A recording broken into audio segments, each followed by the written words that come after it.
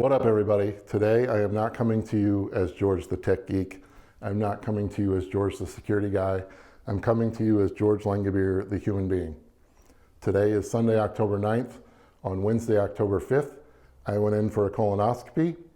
They removed 2 polyps, and then they also found out a growth, which was determined to be colon cancer. Now, they did a biopsy, and the next day they confirmed it, but I do indeed have colon cancer. Before we get into that, I just want to give you a couple reasons why I'm making this video. Number one is my family and friends. I want to give you a heads up of what's going on. A lot of you have gone through similar battles. You've already shared your stories with me. I've known your stories all along. Teresa just recently lost a brother to cancer. We've had a lot going on in the family and friends. But anyway, I'm making this video for you and appreciating the inspiration you are to me for those people that have won the fight and have shared your insight. Thank you. But I'm making this for you. Number two, our subscribers, especially the ones that have been with us from the beginning. I feel like I've gotten to know you a little bit. I want you to know George Langabeer, the human being, and I'm hoping maybe this will help somebody out there. But I also want to let you know why we might be taking a few weeks off, and we'll get into that in a bit. Number three, and that kind of goes in what I just said, is general awareness. I feel by sharing this story, if I help just one person out there, then this video is worth it. So with that being said, let me tell you what happened. This goes all the way back to high school. I had what's called a pilonidal cyst on my tailbone. And it was in a horrible spot. And basically, I always joked with my friends and family that I had a defective ass because I had to have that thing removed. And unfortunately, the doctor that removed it didn't do the greatest job. And he kind of scarred me a little bit. So I jokingly say I had a defective ass. In fact, that defective ass got me kicked out of the Navy. I went to the Navy. My recruiters told me to lie about that scar. Nobody would know what it was. Well, a pilonidal cyst is a cyst that can come back several different times in your life. And when the Navy found out I had that surgery, they told me to go home. It was an honorable discharge, but it was kind of a crazy thing that my ass got me kicked out of the Navy. Well, because of that pilonidal cyst, I've always been very in tune of what's going on in that part of my body and what's going on in the bathroom. And I'm sorry, I'm going to be a little bit real in this video. It's not very comfortable for me to talk about, but I'm going to talk about it. So anyway, I've been very in tune with that part of my body. Well, this July, I noticed some changes in habits in the bathroom. My routine was a little off. I also noticed a little blood, and I'm not going to get too much into that, but basically as part of my pilonidal cyst, to keep that from coming back, I had a routine that involved keeping myself pretty clean, and sometimes that caused blood. So blood wasn't abnormal for me, but the change in the routine was, and then I had a little more blood than normal. So I kind of thought maybe it was an infection. I started doing some research, and there were a couple different things that it could be. I let it go for about a month, and I'm a very healthy guy. I might be a little big for my age or whatever, but I'm a pretty healthy guy. So I've only had to go to the hospital twice. Once was that cyst. Another time I had a nail in my leg, and they had to remove it anyway. So I'm pretty healthy. So I knew something was wrong, though, and for me to go to the doctor, that just tells you that I knew something was wrong. And Teresa will verify that I was like, yeah, something's not right here, we got to go in. So I went to get a general physical, which I hadn't had for a while, and I need it. And luckily, everything came back great, and he checked me out on the backside and said, hey, you need to go get a colonoscopy. I'm the right age, I'm 48. You should go get a colonoscopy at 45, and we're going to talk about that more in a second. I'm 48, and I said, sure. I just want to get this taken care of. I know something's not right. So unfortunately, it took a couple months for me to get that appointment, or at least I had the appointment, but it took me a couple months to get in. And that takes us to Wednesday. I finally go in there and get the appointment, and that's what they found. They found 2 polyps and this growth that turned out to be cancer.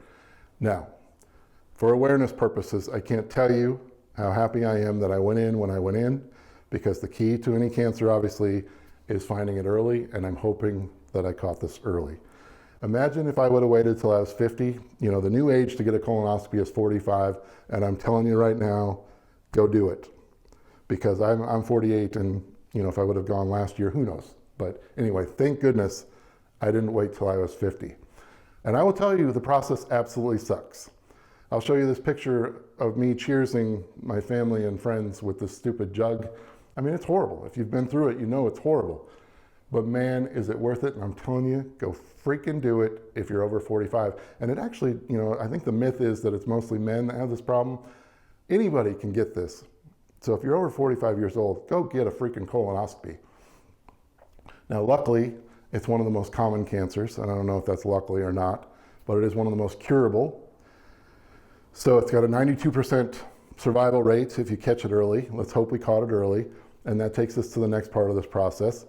So luckily they weren't too, oh my God, you got to go get surgery right now. They weren't like that. So the family and I, Delaney, Garrett, her fiance, Teresa, and I had a trip planned to Miami next week.